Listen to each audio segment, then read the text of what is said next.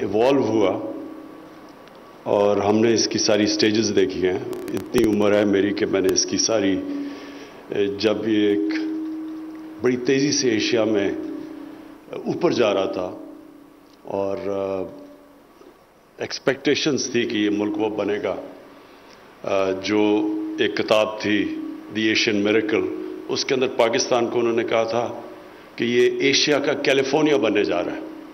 اور پھر ہم نے اس کی جو زوال بھی دیکھا کہ وہ ملک جس سے جو سب کانٹیننٹ میں سب سے آگے تھا، سب اکنامک انڈیکیٹرز میں 1990 تک پاکستان سب سے آگے تھا، اور پھر ہم نے سب سے پیچھے جا کے دیکھا. اس کی میں اگر کئی وجوہات ہیں، مین وجہ کہ ہم اپنے پوٹینشیل پہ نہیں جا سکے، وہ میں ایک ہی چیز پہ پوائنٹ آؤٹ کرتا ہوں، رول آف لا. جب آپ کے ملک میں رول آف لا نہیں ہوتا، فرق ہی قوموں میں رول آف لا ہے. اگر آپ غریب ملکوں کو دیکھیں تو غریب ملکوں کی وسائل کی وجہ سے نہ ہونے کی وجہ سے غربت نہیں ہے.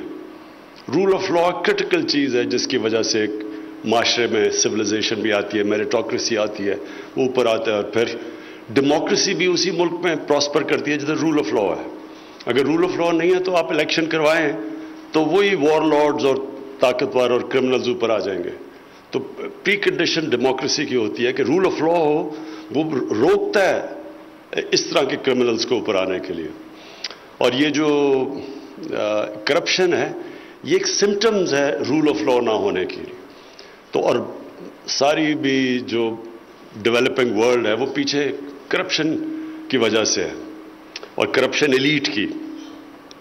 تو میں اس لیے اس کو ویلکم کرتا ہوں کہ جو چیز لیکنگ ہے ہمارے ملک میں وہ ہے ریسرچ. اور ریسرچ کی جو سب سے بڑی خوبی ہوتی ہے، اوریجنل تھنکنگ آتی ہے ایک معاشرے میں. وہ آپ اوریجنل تھنکنگ لا ہی نہیں سکتے جب تک آپ کے پاس ریسرچ نہ ہو اور پھر وہ ڈیبیٹ کر کے اپنے تھاٹ پروسیس کو آگے لے کے جائیں. جب آپ کے ملک میں ریسرچ نہیں ہوتی تو پھر آپ سیکنڈ ہینڈ نالج باہر سے آتی ہے، آپ کسی اور لوگ آپ کو ڈیفائن کرتے ہیں بجائے آپ اپنے آپ کو ڈیفائن کریں. تو یہ کلاسک کیس ہے، یہ جو آپ نے ابھی کتاب مجھے دی افغانستان کی، کہ وہ ملک جو سب سے بڑا کولیٹرل ڈیمیج تھا افغانستان کی جنگ میں امریکہ کے ساتھ شرکت کرنے کی، اسی کے اوپر سارا نزلہ گر گیا کہ وہ اس لیے نہیں کامیاب ہوئے کیونکہ پاکستان کی وجہ سے وہ کامیاب نہیں ہوئے. اور وہ ملک جو اتنی قربانی دی اس نے اس جنگ میں شرکت کر کے، کسی ملک میں 80,000 لوگ کیجولٹیز نہیں ہوئی جنہوں نے امریکہ کی الائنس میں شرکت کی. کسی ملک میں اس طرح کے 30-40 لاکھ لوگ انٹرنلی ڈسپلیسڈ نہیں ہوئے، اور جو اکانومی کا لاس ہوا وہ اوور $100 بلین تھا. لیکن اس کے باوجود آپ پچھلے 10-15 سال کے اخبار اٹھا کے دیکھیں، 12 سال کے، جو بھی مغرب اخبار ہوتا تھا کسی نے پاکستان کو کریڈٹ نہیں دیا اس کا، بلکہ بدنامی ہوئی کہ ڈبل گیم کھیل رہے ہیں اور یہ کر رہے ہیں اور وہ کر رہے ہیں، جبکہ غلطیاں ساری وہ کر رہے تھے اور وہ سارا اسکیپ گوٹ پاکستان بن رہا تھا. اور کیوں پاکستان میں ہم اس کو صحیح معنی میں جواب نہیں دے سکے؟ کیونکہ یہاں کوئی مجھے نظر ہی نہیں آئے کہ کوئی لیڈرشپ کو کوئی تھنک ٹینک کوئی فیڈ کر رہا ہے، کوئی بتائے کہ پاکستان کا اس میں بن گیا تھا اس جنگ کی. وہ ایکسپیکٹ کر رہے تھے کہ پاکستان جتائے گا ان کو جنگ، اور پاکستان خود اپنے آپ کو بچا رہا تھا جو پاکستان کے اندر جس طرح کی تباہی میں تھی. لیکن وہ بہت ہی، میں اگر کہتا ہوں ہمارا بڑا ہی بلیک پیریڈ تھا، ہمارے لیے بڑی ہیوملیشن تھی کہ ہم ساتھ بھی دے رہے ہیں، ہم اپنے آپ کو ایلائی بھی کہہ رہے ہیں، وہ ایلائی ہمیں بومبنگ بھی کر رہے ہیں، ہمارے لوگ بھی مر رہے ہیں، پھر بلیم بھی ہمیں کر رہے ہیں اور کہہ رہے ہیں ہم آپ کو ایڈ دے رہے ہیں، اور وہ ایڈ منسکیول تھی جو کہ نقصان ہوا اس ملک کو. لیکن بالکل یہ بھی ہمارا بہت بڑا ایک کیا میں کہوں کہ ایک خلا تھی، ایک ویکیوم تھا کہ ہماری جو انٹلیکچول لیڈرشپ ملنی چاہیے تھی جو اس چیز کو اوپر لے کے آتی، وہ بھی نہیں تھی. یہاں ملک بھی بٹ گیا دو لوگوں کے اندر، ایک امریکہ کے اگینسٹ کھڑے ہو گئے اور ایک پرو امریکہ کھڑا ہو گیا پاکستان کے اندر جو چھوٹی سی کلاس تھی. تو ہم بالکل اپنا پوائنٹ آف ویو دنیا میں پروجیکٹ ہی نہیں کر سکے. اور اسی طرح اگر آپ آگے چلے جائیں تو یہ سارا جو اسلاموفوبیا دنیا میں، یہ صرف ہمارا قصور نہیں ہے. یہ مسلمان دنیا کے اندر دیکھیں کدھر ہیں وہ تھنک ٹینکس جو کہ جواب دیتے کہ ٹیررزم اور اسلام کا کیا چکر ہے، ان کی کیا کوریلیشن ہے. کوئی بھی دنیا کے اندر کسی بھی مذہب، کوئی بھی مذہب اجازت نہیں دیتا دہشت گردی کی. مسلمان کیسے اسلام اور ٹیررزم اکٹھے ہو گئے 9/11 کے بعد؟ اسلام تو ایک ہی ہے. ریڈیکل ہیومن کمیونٹیز میں ریڈیکلز ہوتے ہیں، ماڈریٹس ہوتے ہیں، لبرلز ہوتے ہیں، لیکن دین کا تو اس سے کوئی چکر نہیں. دین تو ہے کہ نبی صلی اللہ علیہ وسلم کا دین. تو کوئی بھی صحیح معنی میں ساری دنیا میں جو خاص طور مغرب میں مسلمان رہتے تھے ان کو اتنی مشکلوں کا سامنا کرنا پڑا اس دور میں، اور کوئی بھی مسلمان دنیا کی لیڈرشپ سے کوئی رسپانس نہیں آیا.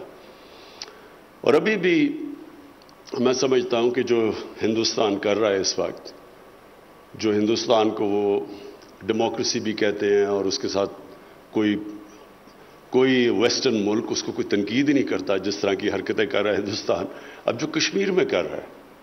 آپ سوچ لیں کہ جو کشمیر میں اگر یہ اور کوئی ملک کر رہا ہوتا تو کتنا شور مچنا تھا.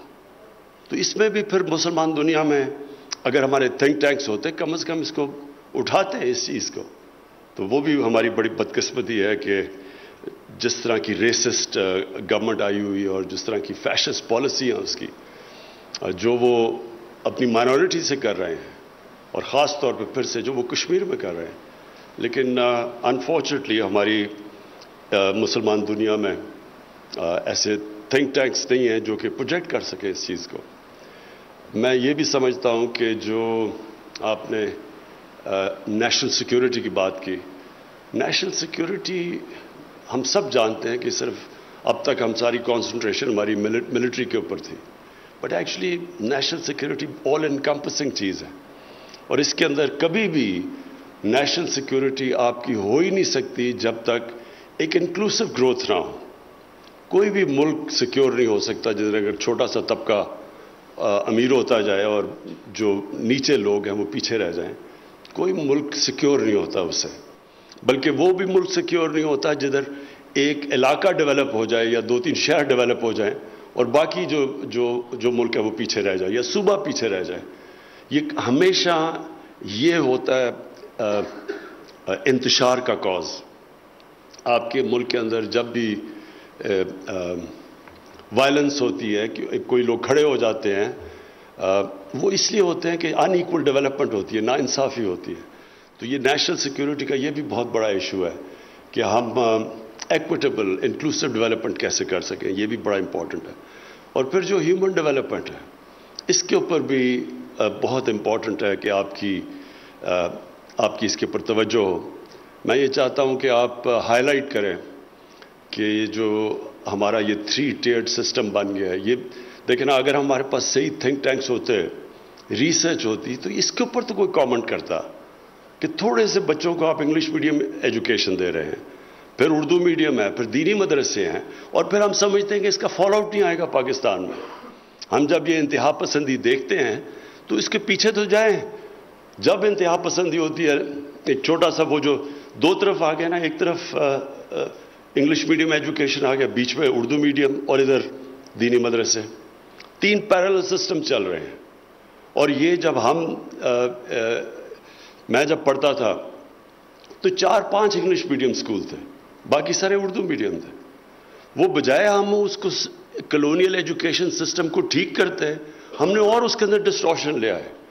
اب لینگویج سکولز بن گئے انگلش میڈیم جن کے اندر بھی طبقے ہیں، اور وہ جو اردو میڈیم جو انٹلیکچوئل پروڈیوس کرتا تھا وہ اور اس کا سٹینڈرڈ بالکل نیچے چلا گیا ہے. اور پھر تیسری طرف جو دینی مدرسے ہیں، کسی نے نہیں سوچا کہ ان کو کاپٹ کرے اپنے نیشنل نوکریاں ان کو کیسے ملیں گی، کسی نے یہ نہیں سوچا. تو یہ جو سسٹم اس لیے ہوا کہ ہمارے ملک میں بدقسمتی سے کبھی بھی ریسرچ نہیں ہوئی ان چیزوں کے اوپر. ہم سیکنڈ ہینڈ ریسرچ کے اوپر گزارا کرتے رہے. جو باہر سے آ جاتا تھا اسے سب مان جاتے تھے کہ جی ہاں جی یہ تو وہ فلانے انگلش اخبار میں لکھا گیا تو ٹھیک ہوگا. امریکہ میں تھنک ٹینکس پاکستان کے اوپر کہہ رہے ہیں کہ جی دا موسٹ ڈینجرس پلیس اور یہ اور وہ، ہمارا کوئی جواب نہیں آ رہا. اس لیے یہ ضروری ہے کہ ہم ایک آل انکمپسنگ نیشنل سیکیورٹی کی بات کریں. اور اس طرح کا جو آپ کا تھنک ٹینک ہے معید، یہ سٹارٹ ہے. میں امید رکھتا ہوں کہ پاکستان میں اور بھی اس طرح کے کوالٹی کے تھنک ٹینکس بنے جو کہ پھر کمپیٹ کریں ایک دوسرے سے. پتہ چلے کہ کون بہتر ریسرچ کر رہا ہے، کس کی زیادہ اچھے پیپرز پروڈیوس ہو رہے ہیں، دنیا میں کون اس کی کریڈیبلٹی کس کی ہے. اور تب جو ہمارا نیشنل نیریٹو ہے وہ پھر ہم صحیح معنی میں لوگوں کے سامنے رکھ سکیں گے. یہ جو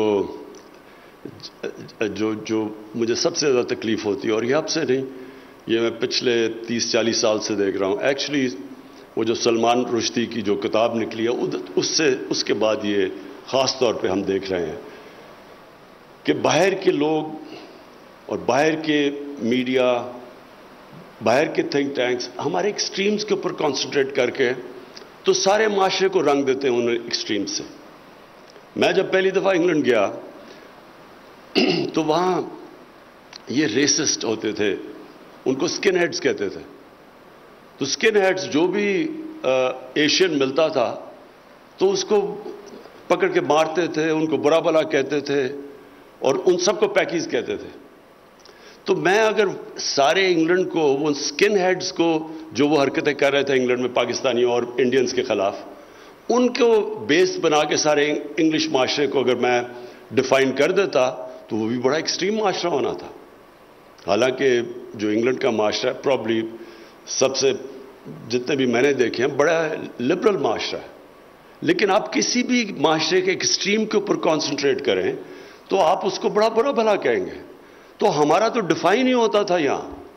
ہمارے یہاں کئی سو کالڈ انٹلیکچوئلز جو باہر سے جرنلسٹ آتا تھا اس کو یہ بتاتے تھے کہ یہاں کوئی بہت بڑے کوئی فنڈامنٹلسٹ کی کوئی ایک ہوڈز آنے لگی ہیں ٹیک اوور کرنے کے لیے. میں ساری دنیا میں پھرا ہوں. میں سمجھتا ہوں کہ اس معاشرے میں سب سے زیادہ میں نے لوگ جنرس، ہاسپٹیبل، بڑے، ہمارا جو دین ہے جو عام لوگوں کے اوپر اس کا افیکٹ ہے وہ اتنا پازیٹیو ہے. ہماری اسٹرانگ فیملی سسٹم ہے، بڑی سویلائز سوسائٹی ہے. یہ نہیں کہ چیلنجز نہیں ہیں، لیکن آن دا ہول وہ ہے. لیکن ہمارے بھی ایکسٹریمز ہیں، اور ہمارے ایکسٹریمز کی بہت بڑی وجہ یہ ہے کہ ہم نے یہ انجسٹ ایجوکیشن سسٹم کو ٹھیک نہیں کیا، جو کہ پروڈیوس کر رہا ہے 3 قسم کی پیرل، جو کہ پھر ایک دوسرے کو، جن کا کنیکشن ہی کوئی نہیں ہے. جو ایک سسٹم ہے وہ جو ایک ایکسٹریم ہے وہ جو انگلش میڈیم ہے ان کو کافر کہتا ہے. کبھی کسی نے یہ نیچے سوسائٹی میں اسٹڈی نہیں کیا. تو میں یہ ایکسپیکٹ کرتا ہوں کہ ہمارے اب وقت آ گیا ہے کہ ہم اپنے ریسرچ کریں، اپنا اوریجنل تھاٹ لے کے آئیں، اپنے ملک کو ہم ڈیفائن کریں بجائے ہمیں کوئی باہر سے ڈیفائن کرے. اور جتنا آپ کی ٹینکس کی کریڈیبلٹی بڑھتی جائے گی اتنی ہمارے لیے دنیا میں آسان ہوگا کہ اپنے آپ کو پاکستانی کو ڈیفائن کریں. اور سب سے جو پرابلمز فیس کرتے ہیں وہ اوورسیز پاکستانیز ہیں. میں نے، کیونکہ میرا ان سے انٹریکشن زیادہ ہے، جب بھی اس طرح کی کیمپینز چلتی ہیں پاکستان کے خلاف تو ان کے اوپر بڑا مشکل وقت گزرتا ہے، خاص طور پہ ان کے بچوں کے اوپر جو کہ وہاں اسکولوں میں پڑھتے ہیں، وہیں بڑے ہوئے ہیں. تو خود بھی وہ پاکستان آتے ہوئے گھبراتے ہیں کیونکہ اتنا بری پاکستان کی پکچر پینٹ کی جاتی ہے. تو معید، پھر سے یہ جو آپ نے افغانستان میں کتاب کمپائل کی ہے یہ بڑی امپورٹنٹ ہے، کیونکہ اللہ نے ہمیں بڑا بچایا. مجھے تو بڑا خوف تھا کہ اگر وہاں پروٹریکٹڈ سول وار ہو جاتی ہے افغانستان میں تو وہ سارا، مجھے نظر آ رہا تھا جو ان کے میڈیا میں بھی، کہ سارا بلیم پاکستان کے اوپر آنا تھا. جبکہ پاکستان، جس طرح ہم کہتے ہیں کہ سب سے بڑا افغانستان کی جنگ کا کولیٹرل ڈیمیج تھا. تھینک یو جی. سبسکرائب کریں اور بیل دبائیں تاکہ کوئی خبر رہ نہ جائے.